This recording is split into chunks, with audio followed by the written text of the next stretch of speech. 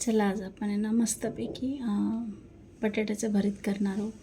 भाजक्या बटाट्याचं जे गॅसवर मी बटाटे भाजायला ठेवले, त्याच्यानंतर मी चपात्या करायला घेतल्या. चपात्या माझ्या करून झाल्या होत्या. त्याच्यानंतर ना असं छानपैकी चपात्या मस्त वाटत होत्या, खूपच सुंदर दिसत होत्या.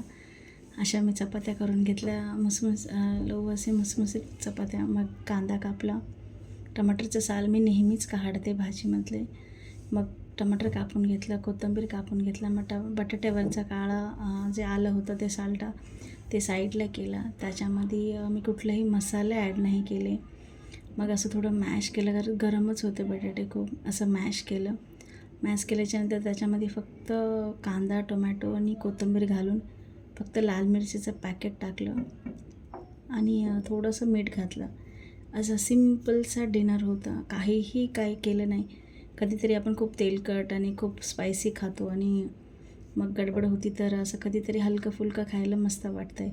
तर तुम्हाला कसं वाटलं नक्कीच सांगा. Thank you so much.